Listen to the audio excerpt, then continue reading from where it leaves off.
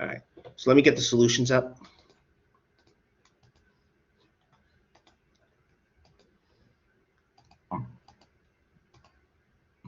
There you go. There we go. Oh, okay, so we'll go through this together. Excuse me, we'll go through this together now. Here we go. Okay. So, excuse me. So for the first one, right? So for the first one, again, for all of them, actually, I used the grid method. Okay, so again, note this one's, so for this one, both polynomials, as you can see, have 3 terms. So they're both trinomials. So what I did was I took this first one and I made columns with it. I made the columns with it. Okay. I mean, that was kind of random. You could use the second one if you wanted. For the second one, though, then I use that for the rows. You know, each term gets a row, okay? Like so. Good. So from there, we have x cubed. So again, we want to get the entries, right, in the blank table, in the grid here. How do we do that? We multiply. We have x cubed times x squared. That's going to give us x to the 5th, right? Again, you add the exponents, okay? That's what you do. You add them. We have x cubed times 4x, right? That's going to be 4 times x to the 4th. Okay. We have x cubed times 3. Here, that's going to give us 3x cubed. That's what we get here. 5x squared times x squared, right? That's going to give us 5x to the 4. Right? 5x to the 4. Again, we're adding the exponents, right? Normally, you would multiply the coefficients as well. So like 5x squared times 4x. The 5 times 4 gives us the 20. Gives us the 20, excuse me. X squared times x is x cubed. And again, you don't have to memorize this. I'm going to post this on Blackboard. 5x squared times 3, that's 15x squared. 2 times x squared is 2x squared, as you can see. 2 4x is 8x. Okay? And 2 times 3 we get is 6. Now we want to add up these terms, right? So that's what I'm doing here. We have x to the 5th. I'm listing that first because, again, we want this in standard form. 4x to the 4 we have.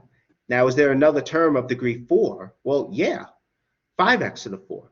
So I'm going to put them next to each other because we're going to combine them. What about degree 3? We have 3x cubed, 20x cubed, and it looks like that's it. So we put those next to each other. What you could also do, I didn't do it here, of course, is you can cross out terms that you use. So when you add up, so in the sum, you're not going to write a term more than once. See, we have x squared, 15x squared, and we have 2x squared. Put them here. And we have 8x, and we have 6. So then combining like terms, 5x to the 4 and 4x to the 4, that gives us 9x to the 4. Excuse me, 20x cubed and 3x cubed. We get 23x cubed. 2x squared and 15x squared, right? 17x squared. And 8x plus 6. So that's our answer.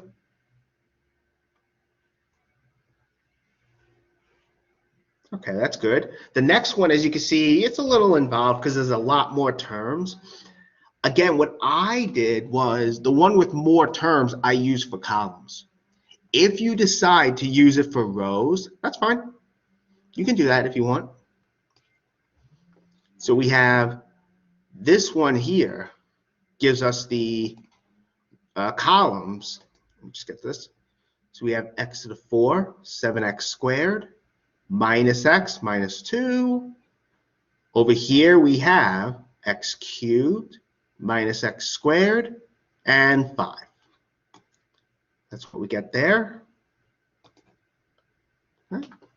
And then, of course, again, we get these entries by multiplying corresponding row and column terms. So we have x cubed times x to the 4. That gives us x to the 7. X cubed times 7x squared. 7x to the 5th, and so on. Here we have minus x to the 4, minus 2x cubed. We get all these terms. So again, I'm not going to say every term in the grid.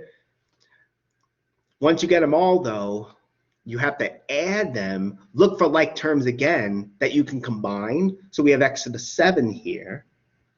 Now, what about next? Well, we have negative x to the 6. I think that was the only the only term with x to the 6. So that's here. 7x to the 5th. I think that's the only x to the 5th term. X to the 4, we have 3. You can see they're on the diagonal here, which is nice. So we list them and we're going to combine them. For degree 3, we have these two. Okay, that's next. Degree 3. Degree 2, it looks like there's two of them, 2x squared and 35x squared. Then minus 5x, minus 10. If I go too fast, again, please say something. I won't get upset. Then combining, right? Then combining, we get x to the 7 minus x to the 6 plus 7x to the 5th. Okay, when we combine these terms over here, looks like we get negative 3x to the 4. For x cubed and minus 2x cubed, we get minus x cubed. We have 37x squared minus 5x minus 10. And it looks like that's it. Any questions on those two?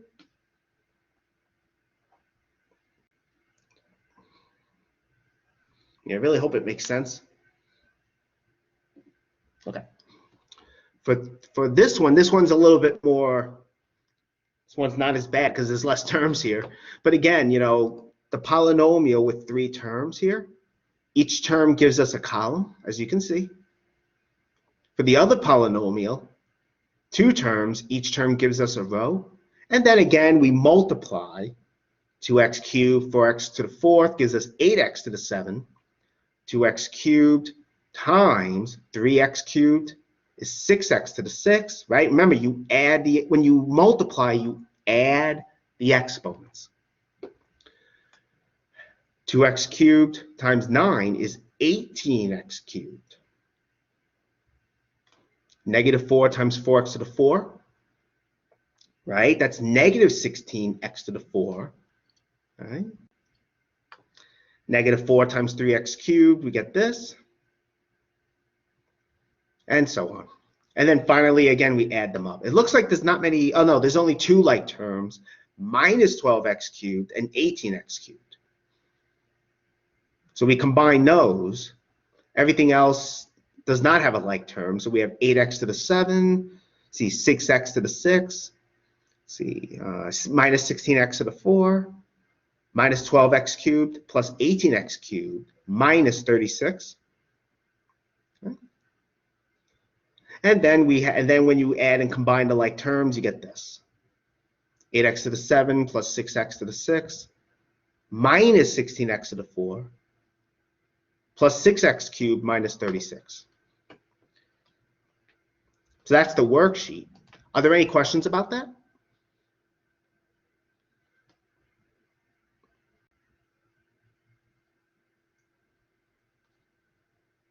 Okay. So let me now stop sharing this and let me get to the notes for the next section. Okay. Again, the worksheet solutions I will post, and this let me close this. Here we go. This is what I'm looking for. Nope. There it is. Okay, so I did email these as well.